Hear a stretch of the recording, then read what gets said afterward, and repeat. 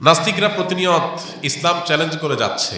ইতিমধ্যে অনেক নাস্তিক অনেক আলেমকে ডিবেটের আহ্বান জানিয়েছে, তবে কোনো আলেমই ডিবেটের জন্য রাজি হয়নি। বিষয়টা আমাদের মনে ঈষৎ সংশয়ের দানা বুনছে। আমি আপনাকে অনুরোধ করছি, আপনি এবার এদের সাথে বসুন এবং তাদের যুক্তিগুলো খণ্ডন করুন। ভাই, প্রথম কথা হলো, আল্লাহ রাব্বুল আলামিন বান্দার জন্য সবচেয়ে বড় নেয়ামত রেখেছেন হেদায়েত, সঠিক পথের উপর থাকা। এটা এত বড় নেয়ামত, প্রত্যেক নামাজের প্রত্যেক রাকাতে শত শত হাজার হাজার দোয়া কোরআন হাদিসে আছে। এর মধ্যে একটা দোয়া আল্লাহ তাআলা আমাদের প্রত্যেক রাকাতে রাকাতে করতে বলেছেন, সেটা হলো হেদায়েতের দোয়া। ইহদিনাস সিরাতাল মুস্তাকিম। আল্লাহ, আমি যেন সঠিক পথে থাকতে পারি। এত ঝড়, এত জলোচ্ছ্বাস, এত তুফান, এত আক্রমণ, এত বাধা, এত তুফানের মধ্যে নিজের ইমানটাকে সেভ করে ধরে রাখা, এটা বড় কঠিন কাজ। আল্লাহ এই জন্য ইহদিনাস সিরাতাল মুস্তাকিম, আল্লাহ সঠিক পথে আপনি আমাকে রাখেন, আমি যেন বিচ্যুত হয়ে না যাই। এই দোয়াটা চোখের পানি ফেলে বেশি বেশি করে কাঁদবেন এবং বলবেন। এই যে বললেন, অনেক আলেমকে ডিবেটের জন্য আহ্বান করছে। সিরিপুরের ট্যাবলেট বিক্রি করা দেখছেন কখনো? দেখছেন? সিরিপুরের ট্যাবলেট যারা বিক্রি করতো, এখন এগুলো নাই। আমরা আমাদের শৈশবে দেখছি বাস স্ট্যান্ডে, ফেরিঘাটে এখনো ওই টাইপের কিছু কিছু জিনিস আছে। ওই যে হাত কাটা মলম, তারপরে সিরিপুরের ট্যাবলেট, এই জাতীয় বিভিন্ন জিনিস বেচে না। এরা কিন্তু চ্যালেঞ্জ ছাড়া বিক্রি করে না। বিক্রি করে? এরা কিন্তু দেখবেন বেচার আগে অন্তত 10 বার করে বলবে সে, আমি চ্যালেঞ্জ দিয়ে যেতে চাই দাদা ভাই, 100% গ্যারান্টি, বিফলে মূল্য ফেরত। ওই যে আংটি বেছে না, কিসের? অষ্টধাতুর আংটির ওখানে অটো প্লে হতে থাকে না, ওই যে টেপ চালা রাখে, ওখানে কি বলে? দাদা ভাই, হ্যাঁ, আপনি একটা আংটি কিনে সাথে ভাউচার নিয়ে যাবেন, আপনার কাজ না হলে 100% মূল্য ফেরত। এত বড় বড় ডাক্তার চেম্বার খুলে বসে আছে, এত বড় ডিসপেন্সারি আছে, কোনো ডাক্তার আজ পর্যন্ত দেখবেন না বলতেছে যে ভাই 100% গ্যারান্টি। প্রেসক্রিপশনের নিচে আছে যে ভাই সর্দি লাগছে আপনার, এই মেডিসিন নেবেন, 100% গ্যারান্টি। বলতে পারবে কোনো ডাক্তার? বলে না। কিন্তু ওই অষ্টধাতুর আংটি কিন্তু ঠিকই গ্যারান্টি দেয়। এখন অষ্টধাতুর আংটি আল্লাহ যদি বলে যে ভাই, আমি এই আরিসা ফেরিঘাটে বসে আজ 10 বছর ধরে আমি ডিবেটের আহ্বান করছি, চ্যালেঞ্জের আহ্বান করছি যে আমার এটা ভুল প্রমাণ করো, আজ পর্যন্ত কোনো এমবিবিএস ডাক্তার সাহস করে নাই।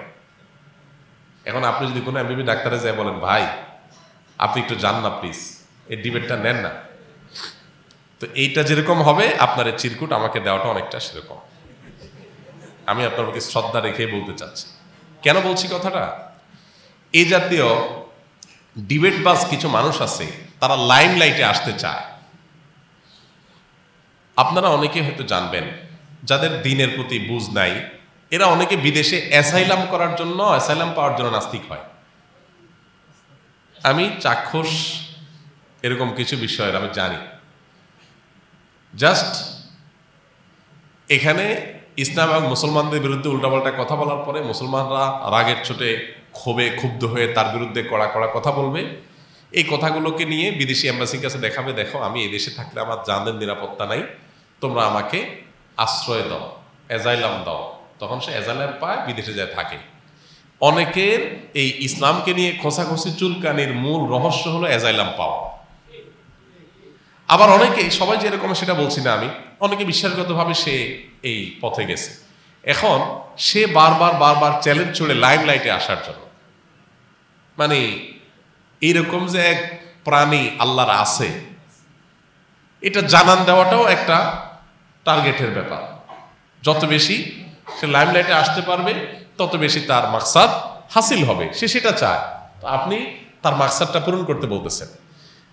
3 নম্বর কথা হলো, এইরকম ডিবেট বাজ এদেরকে বহুবার না কানে চুবানি, বহু মানুষ, বহু কলেজ ইউনিভার্সিটির ছাত্ররা, আমাদের ভাইয়েরা, তারা খাওয়াইছে বহুবার। কিন্তু লজ্জা শরম এদের নাই।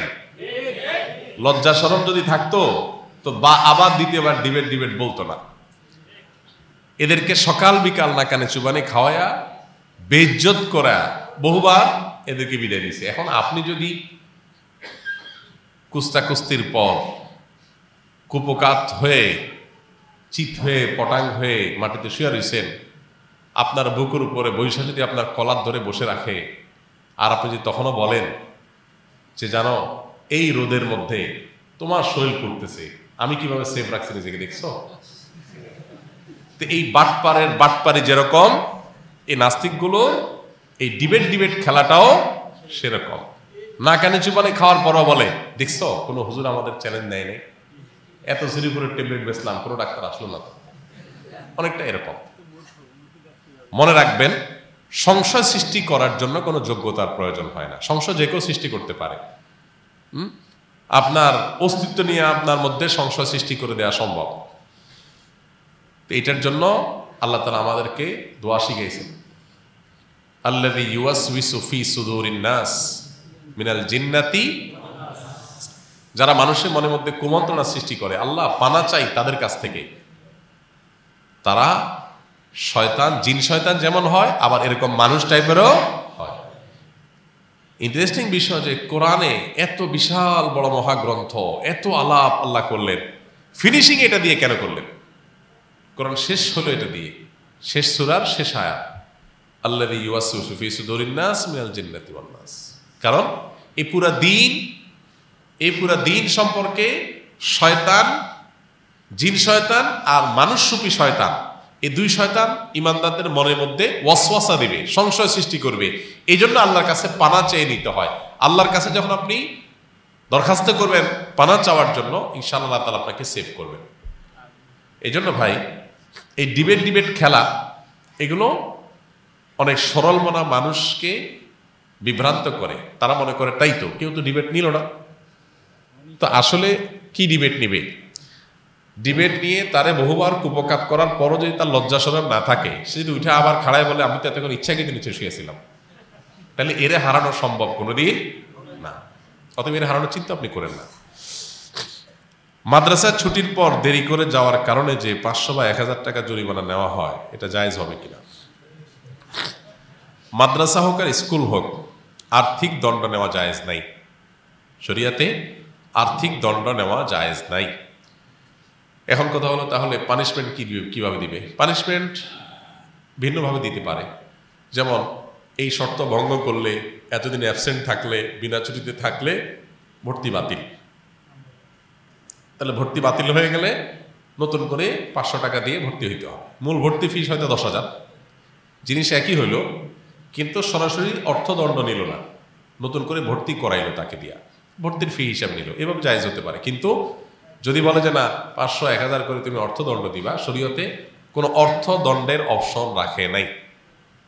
আপনি দেখেন শরিয়ার হুদুদ যে এত হদ আছে, 10 বেত্রাঘাত, 20 বেত্রাঘাত, সাক্ষ্য গ্রহণ না করা, দেশান্তর করা, কেসাস, কত রকম আছে।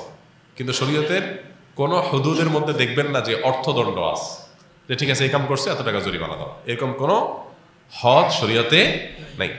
এই জন্য পানিশমেন্ট হিসাবে অর্থদণ্ডের বিকল্প বা কিছু বের করতে হবে। আর যদি অর্থদণ্ড ছাড়া বিকল্প না থাকে, অনেক সময় হয় যে এর বিকল্প পথ নাই, তাহলে সেক্ষেত্রে যেটা বললাম যে বিভিন্ন পলিসিতে এটাকে দণ্ড হিসাবে না করে ভর্তি ফি বা অন্য কোনো ইস্যুতে সেটা নেওয়া যেতে পারে।